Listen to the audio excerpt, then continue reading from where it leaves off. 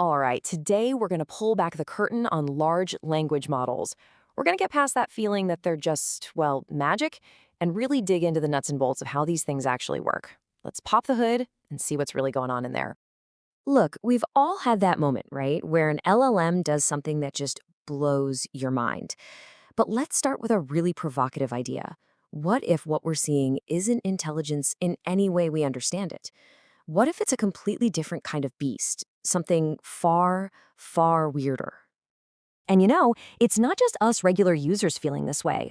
Even veteran programmers, people who have spent their entire lives understanding how computers think, are having these out-of-the-chair moments where the AI does something so unexpected, they just can't explain it.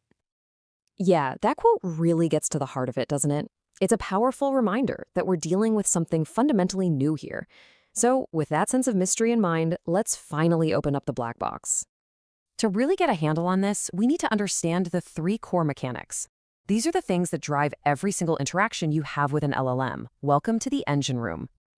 First up is tokenization. This is the absolute foundation. And this is the key part, a model doesn't understand words or ideas like we do. It only understands numbers. So tokenization is that crucial first step of translating our language into something the machine can actually crunch. A great way to think about this is like building with Legos. Seriously, the model takes a sentence and it breaks it down into these little blocks called tokens. Now, a token can be a whole word, or just part of a word, or even just punctuation. Then it assigns a unique number to each of those blocks. So at its core, the AI isn't reading your sentence, it's just processing a big, long sequence of numbers. Now, this might sound like a minor technical detail, but it has huge real-world consequences. Since most of these models are trained primarily on English, other languages take up way more tokens. So as you can see, Portuguese might need 50% more tokens for the same sentence, and a language like Shan, a staggering 1,500% more. This directly affects how much it costs and how well these AIs perform all around the world. All right, on to our second key mechanic, the context window. So once our text is turned into all those little numbered tokens, the model has to hold them somewhere to work on them. The easiest way to picture the context window is as the LLM's short-term memory. It's just a little box that can only fit a certain number of those token Legos at one time. And this right here, this explains that super common, super frustrating thing we've all experienced. When you're in a long chat and the AI just seems to completely forget what you talked about 10 minutes ago, you've just seen the context window overflow. Once that box is full, the oldest tokens get shoved out and the model literally, truly forgets the beginning of your conversation.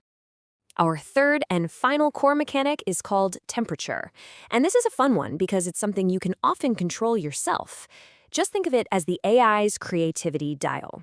It directly messes with how the model chooses the very next word or token it's going to say. So let's play with that dial. If you turn the temperature way down, close to 0, the model becomes a cautious student. It's always going to pick the safest, most statistically likely next word. The result is predictable. A bit robotic, but it's perfect for things like facts or legal documents. But if you crank that temperature dial up, the model becomes a risk-taking artist. It starts exploring the less obvious word choices. And that's where you get the creativity, the surprises, perfect for brainstorming. Okay, so we've got the mechanics down. Now it's time for a reality check. We have to talk about the flaws. And they aren't really bugs in the traditional sense. They're just direct consequences of the way these systems are designed from the ground up. The biggest, most talked about issue you'll run into is something called hallucination. This is that weird thing where an LLM will just state something with total confidence that sounds perfectly believable, but it's completely wrong or just total nonsense. I love this analogy. Think of an LLM as that smooth-talking friend at a dinner party. You know the one. They just make up facts on the spot to keep the conversation going. But they say it with such confidence, you almost believe them. The thing is, the model doesn't know it's lying. It's just putting together a sentence that sounds statistically probable. So why on earth does this happen? Well, here's the absolute truth of it. An LLM is, at its heart, just a super powerful, super fancy autocomplete. Its entire job, its only goal is to predict the most probable next word based on all the text it's ever seen. It is not trying to predict the most truthful word. That's the whole game. Probability, not truth. And this all stems from a few key things. First, like we said, it's just playing a game of probability. It's not looking things up in a fact-checked database. Second, the data it was trained on is the internet, so of course it's filled with errors and inaccuracies.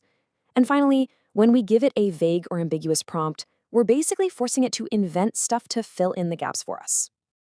And this brings us to what might be the single most important thing to understand about this tech. The very thing that makes an LLM so creative and surprisingly clever, its ability to play with probability, is the exact same thing that causes it to hallucinate.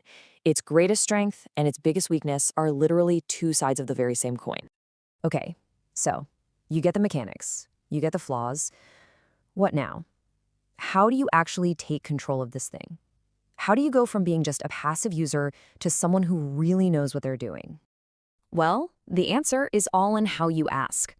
Understanding these mechanics lets you use specific techniques to get much better results. The simplest is what we call zero shot. Just give it clear, direct instructions. A step up from that is role-based prompting. You tell the AI to act as a specific persona, like you are an expert historian, summarize this event. This really helps focus its knowledge. But for really complex stuff, chain of thought prompting is a game changer. You just add the phrase, think step by step to your prompt. This forces the model to show its work, to lay out its reasoning, which dramatically cuts down on errors. It's that simple.